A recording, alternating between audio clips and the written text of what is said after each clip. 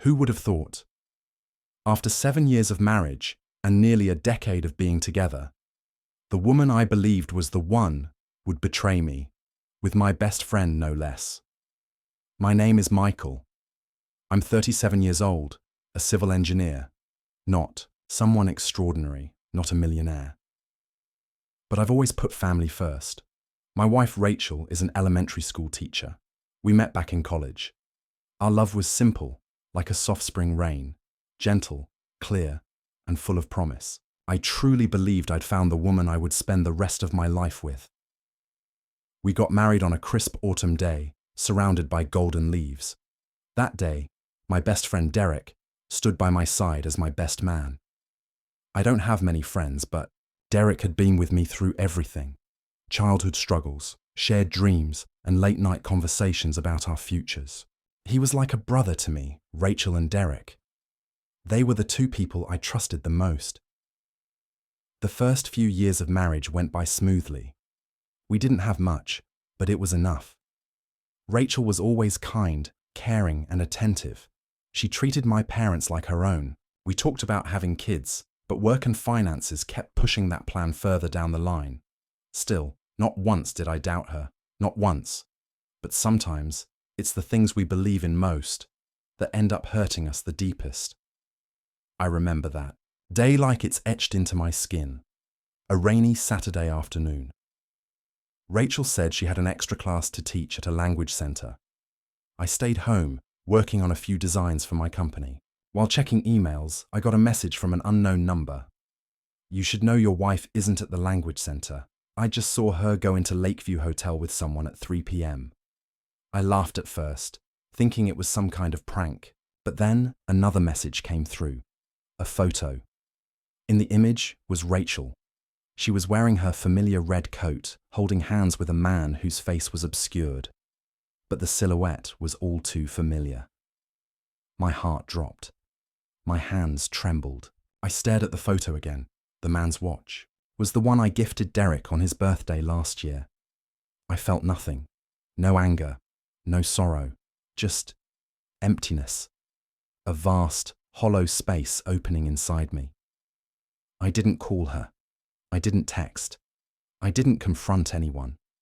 I just sat in the kitchen, alone, for 3 straight hours. The rain tapped gently against the windows while I tried to remember how to breathe.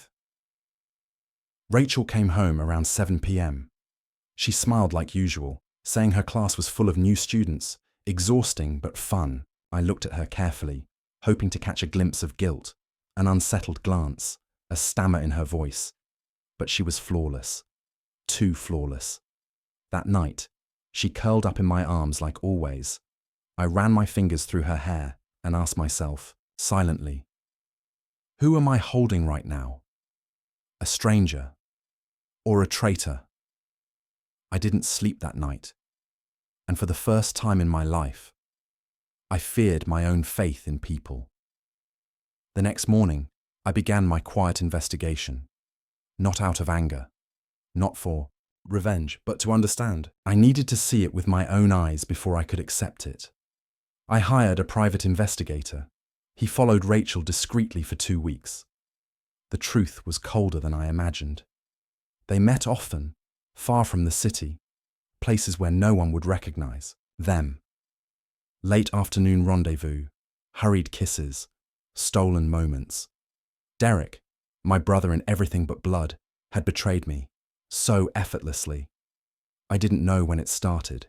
Was it at the birthday party last year, when I invited Derek to dinner? Or maybe during that business trip when I asked Derek to drive Rachel to the hospital? I didn't know, and honestly, by that point, I didn't even want to. All I knew was that the love inside me had gone completely still. Still, I said nothing. No confrontation, no drama. I didn't leave. I kept living with Rachel, kept smiling every morning, kept kissing her goodbye. But inside, I was writing a plan. I wasn't going to expose her with tears.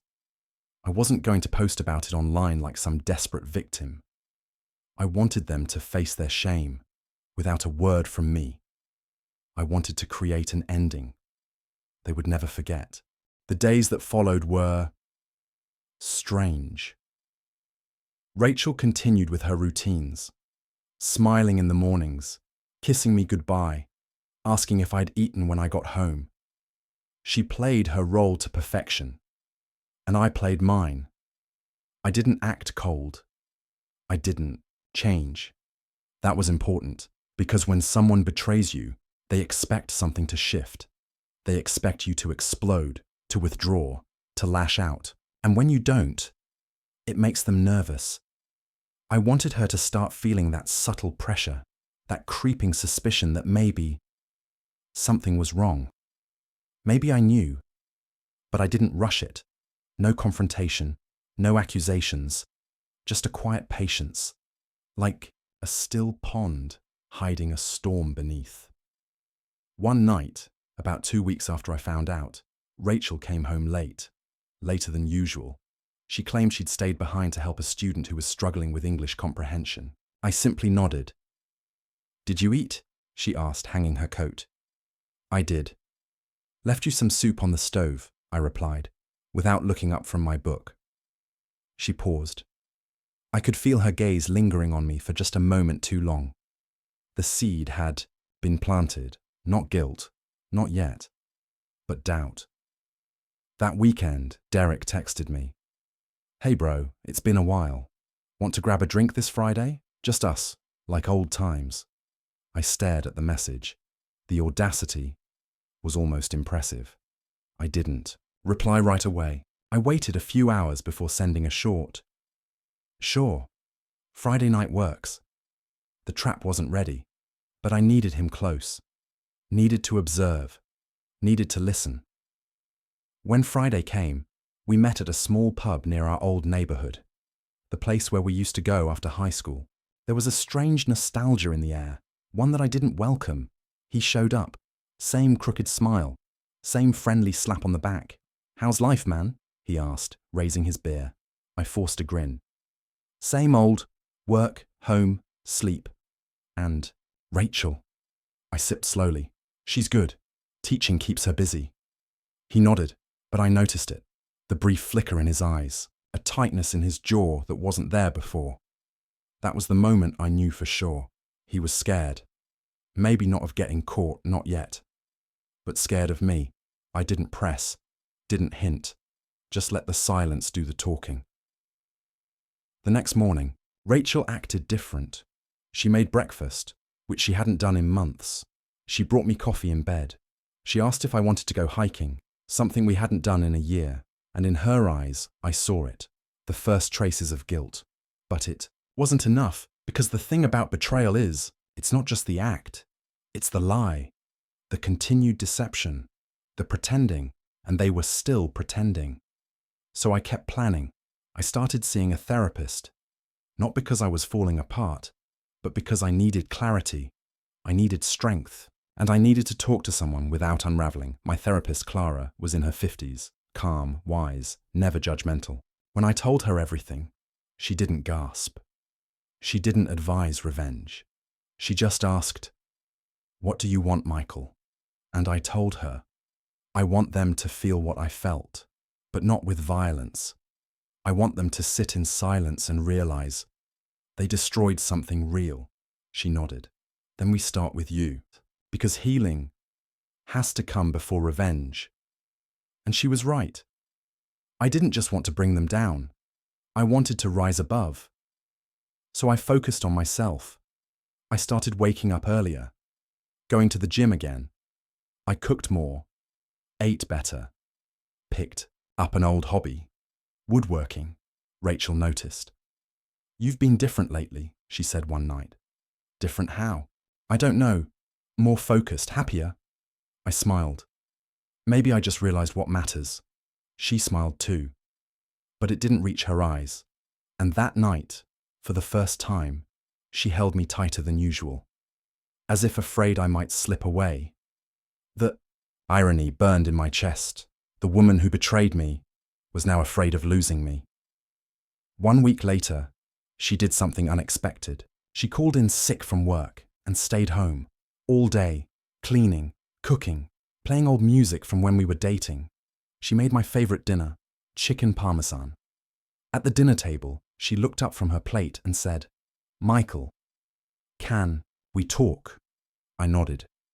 I've been thinking about us. I feel like maybe I've taken things for granted. Maybe I've been distant, and I didn't mean to be. I know you've been working hard, and I want you to know I appreciate you. More than I say. It was a good performance, very convincing. If I didn't know the truth, I might have believed her. But I just looked at her and said softly, "Thanks. That means a lot." She reached across the table, touched my hand, and in that moment, I realized something terrifying. She didn't feel guilty. She felt insecure, not because of what she'd done, but because I was no longer clinging to her. She thought she was losing control, not love. And that was when the plan began to sharpen. Because now, they weren't just betrayers. They were vulnerable, and that changes everything. The shift in her behavior became more noticeable. Rachel started coming home earlier. She stopped mentioning her extra classes and began texting me during the day. Little messages like, "Thinking of you, can't wait to have dinner together tonight," or "Let's do a movie night soon." If I were an outsider looking in, I'd say she was trying to fix things, maybe even rekindle something. But I wasn't naive. I knew the difference between guilt and fear, between love and desperation. She wasn't reaching out to heal. She was reaching out to keep me. The same way someone grabs a vase slipping off the table, not because they love the vase, but because they don't want to deal with the mess once it shatters. And I let her. I smiled at her attempts, responded kindly, even affectionate at times. I played the part, because I needed her to feel safe again, safe enough to let her guard down, to think I hadn't found out. Meanwhile, I was laying bricks for the ending. There's something ironic about betrayal. It gives you clarity. Pain has a way of sharpening vision. I saw my life more clearly than I ever had. The things I wanted to change, the people I needed to remove, the peace I deserved. I focused on my career. I reached out to old contacts, pitched a few independent projects, and landed a major opportunity, one that required travel, meetings with high-level clients, and serious commitment. And it gave me something else: freedom. Rachel didn't know. I didn't tell her, and that made her nervous. One evening, as I was ironing a shirt for a business dinner, she stood behind me in the doorway, watching, quiet. "You've been busy lately," she said. I nodded. "Yeah, just trying to grow a bit. This new project's a big deal." "You didn't tell me much about it." "I will," I said, folding the collar neatly. "When things are more stable." She stepped closer. "Is something wrong between us?" I paused, then turned to face her. "Why would you think that?" "I don't know," she replied, eyes searching mine. "It just feels different. You feel distant, like you're here but not really here." I reached out, tucked a strand of hair behind her ear. "Maybe we just lost touch a bit. That happens.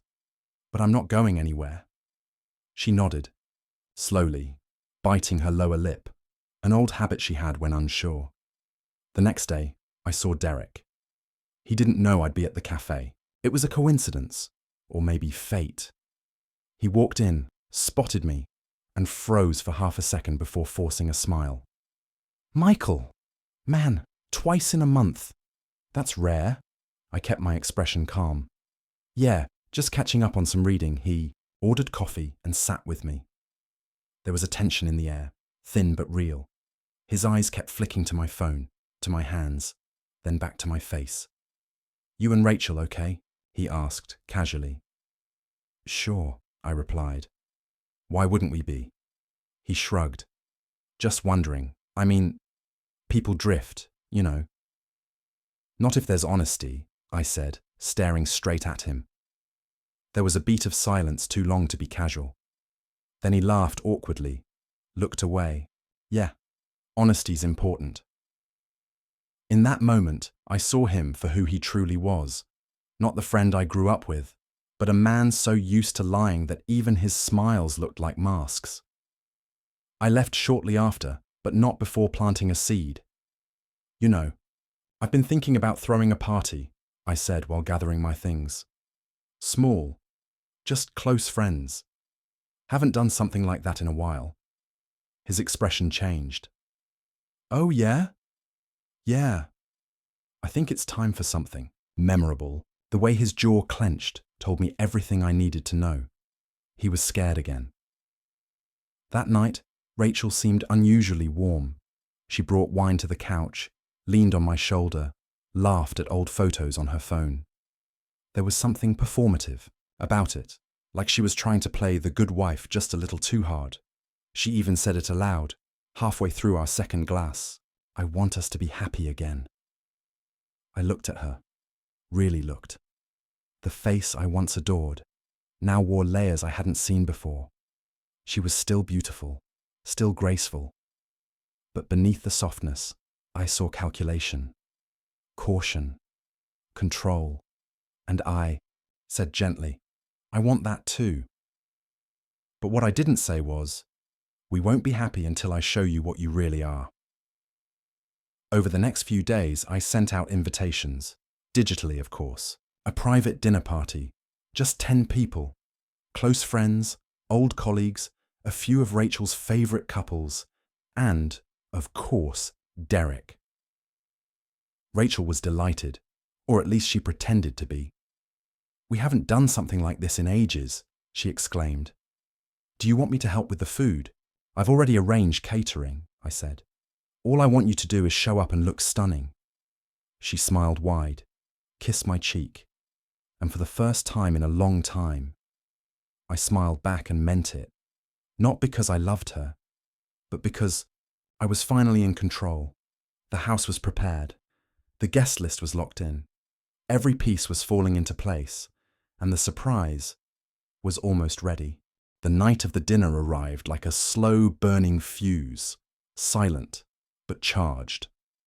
I had prepared every detail. The guest list was hand-picked.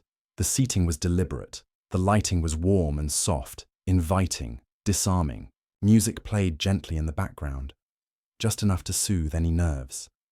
The kind of evening that made people feel safe.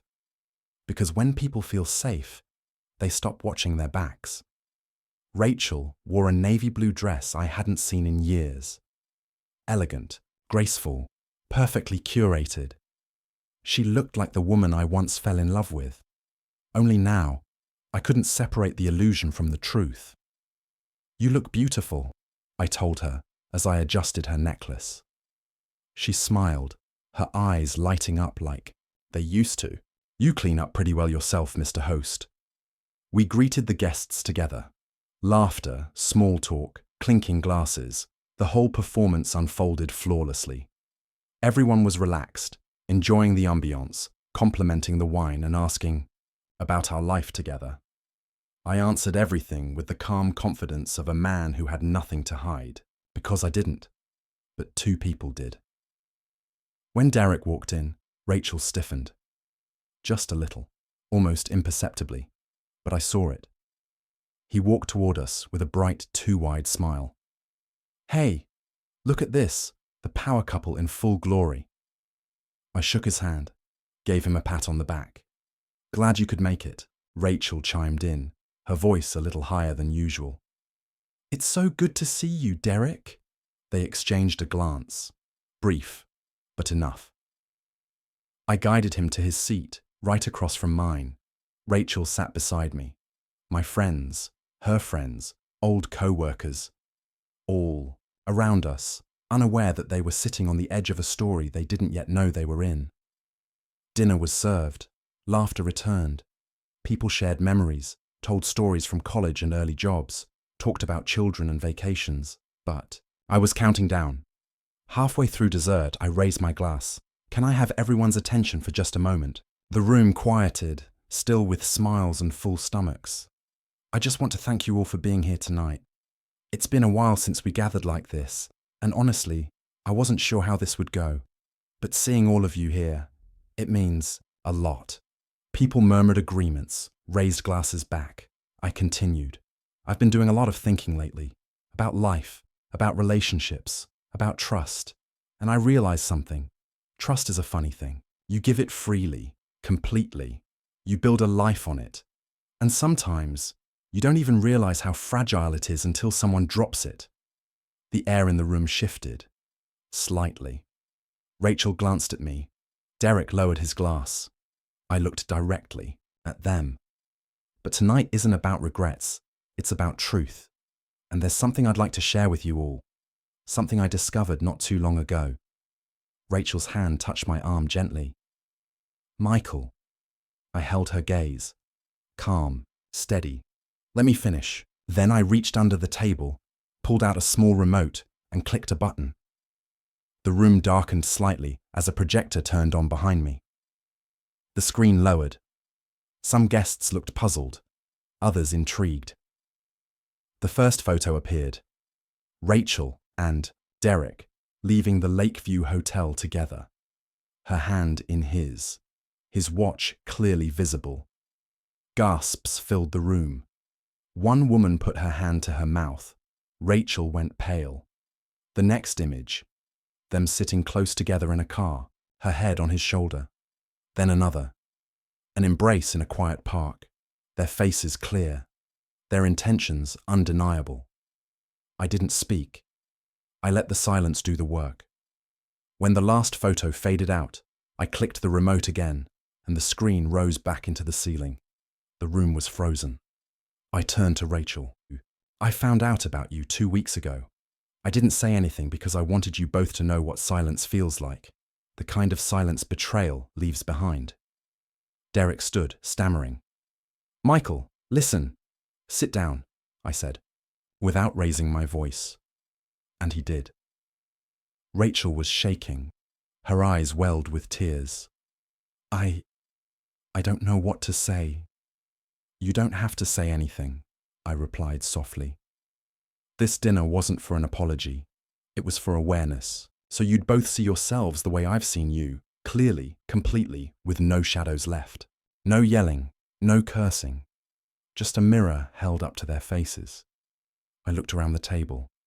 I'm sorry for involving you all in this, but I wanted witnesses, not to humiliate, but to make sure the truth couldn't be twisted. Then I stood. I've arranged for separate accommodations tonight. Rachel, your belongings have been moved. There's a driver waiting outside. This house is no longer your home. She opened her mouth, but nothing came out. I walked past her, past Derek, past the stunned faces of my guests, and before leaving the room, I turned back one last time. This wasn't revenge, I said. It was release. Then I stepped outside, closed the door behind me, and felt the night air for the first time. As a free man. The door shut behind me with a soft, deliberate click. But the sound echoed louder in my mind than any slam ever could. It was done. No screaming, no chaos, just silence and truth. I stood on the porch for a moment, breathing in the cool night air. Inside, I imagined stunned silence, broken only by whispers, maybe a few footsteps shifting awkwardly. I didn't care. That room was no longer my battlefield. I'd already won the first war. A sleek black car waited in the driveway. My driver, someone I'd hired privately, opened the door for me without saying a word. I stepped in, sat back, and closed my eyes. I hadn't planned to feel peace that quickly, but as the car pulled away, something loosened in my chest, like a rope that had been there for years, tight, unseen, strangling, was finally gone. But the story wasn't finished. This wasn't just about exposing them in front of a few friends. It was about reclaiming myself, my dignity, my future. And that required more than one evening of public shame. I spent the night in a downtown apartment I'd secretly rented 3 weeks earlier. High up, minimalist, clean. the kind of place that didn't have memories buried in the walls.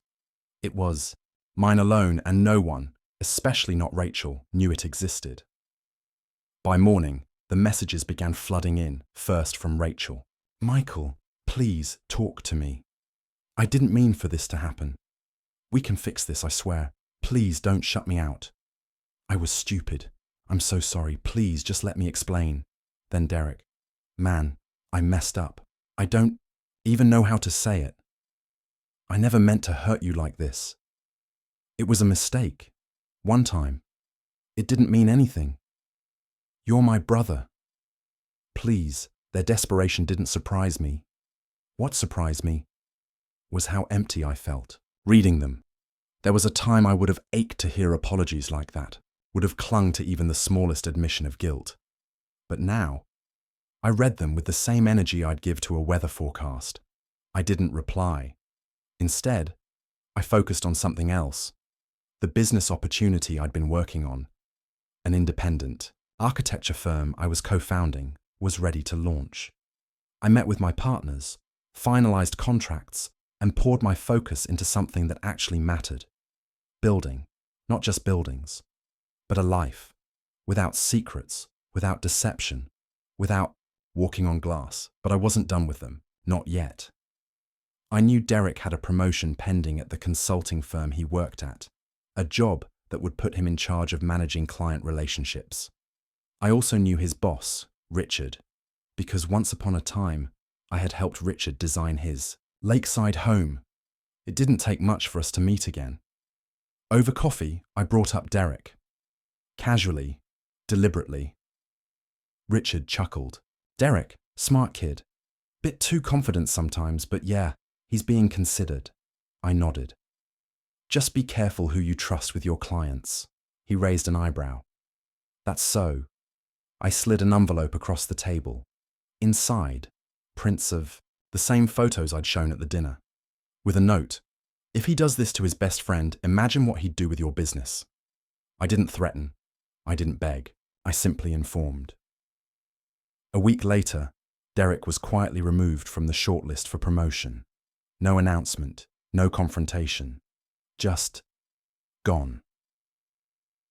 Rachel, meanwhile, had been calling every day. I still hadn't responded. Until one evening, she showed, up at the apartment. She had no idea I lived there. She just waited outside my office building and followed me when I left. When I saw her waiting by the front entrance, I didn't say a word. I just stared. She looked different, less composed, more desperate. Hair slightly messy, eyes tired. No makeup, no performance. "Michael, please," she said softly. "I know you probably hate me. I don't blame you. I've been a coward. I didn't even know how broken I was until I saw your face that night." I didn't speak. "I lost myself," she continued, voice shaking. "I was so stupid. Derek was easy, familiar, but he wasn't you.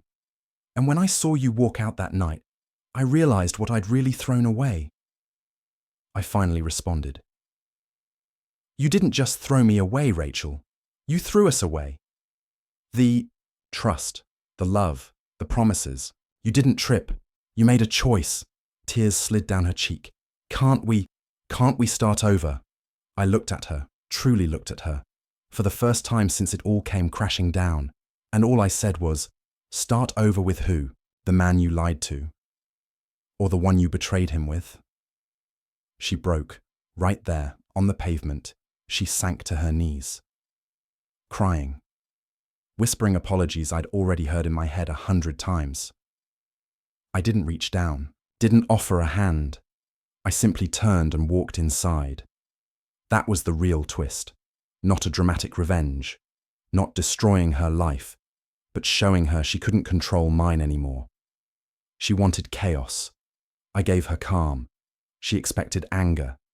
I gave her silence. And sometimes, silence is the loudest ending of all. A few weeks passed. The dust had settled, at least on the surface. Rachel stopped calling. Derek disappeared from my periphery. Friends whispered. Acquaintances speculated. But I remained. silent. They thought the storm was over. But they didn't realize I had saved the sharpest blade for last, because there was one more part of the story they didn't know. You see, while Rachel had been busy cheating and Derek had been busy lying, I had been documenting everything. The private investigator I hired, he hadn't stopped at just photos. He'd gathered hotel records, surveillance footage, text message logs pulled from cloud backups, dates, times, receipts. I had a timeline, so detailed, so irrefutable, that it made their denials look laughable. But I wasn't hoarding this for blackmail. I was building a case. Why?